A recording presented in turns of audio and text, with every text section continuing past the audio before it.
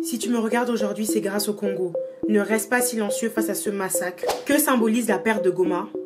Je t'explique. Le 27 janvier 2025, le groupe armé M23, soutenu par l'armée rwandaise, d'après plusieurs sources, a pris le contrôle de la ville de Goma située au nord Kivu, à l'est du Congo. Goma, c'est une ville qui compte environ 2 millions d'habitants. Et cette ville a été marquée par des explosions, l'incendie de sa prison et l'évasion de plusieurs détenus.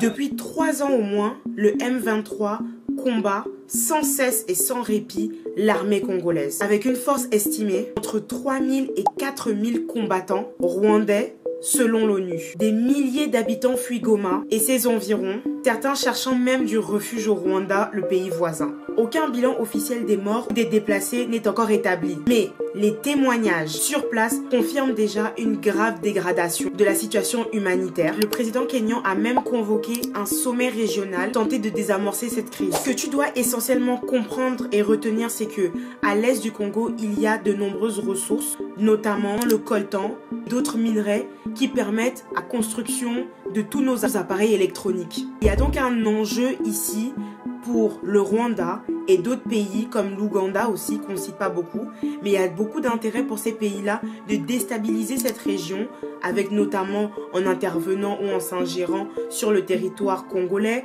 c'est-à-dire en finançant des milices armées comme le M23 qui vont faire en sorte que l'État congolais n'ait plus le pouvoir ou la main mise sur ces régions-là. Les rapports des Nations Unies et d'autres organisations ont accusé le Rwanda de soutenir activement le groupe rebelle, le M23, facilitant ainsi l'exploitation et la contrebande de minerais depuis le Nord Kivu. Un rapport de l'ONU a révélé que des soldats rwandais en uniforme participaient à des opérations militaires aux côtés du M23 dans les territoires de Rutshuru, Masisi, Nyiragongo entre novembre 2022 et mars 2023.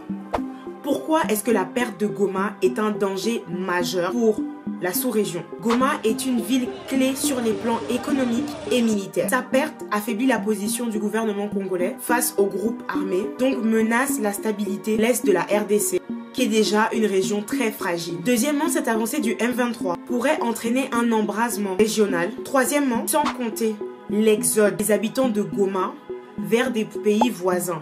Donc ici, ça pourrait provoquer une très grande, et c'est déjà le cas avec le génocide congolais, mais encore une plus grande crise humanitaire au Congo.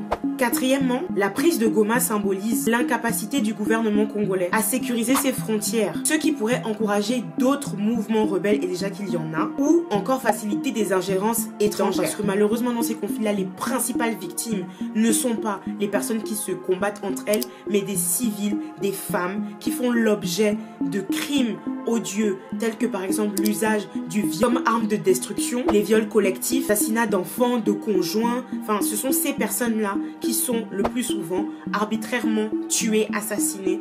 Tout ceci va donc résulter en une catastrophe humanitaire avec des millions de déplacés, des famines et un manque d'accès cruel aux soins. La situation pourrait très facilement devenir incontrôlable.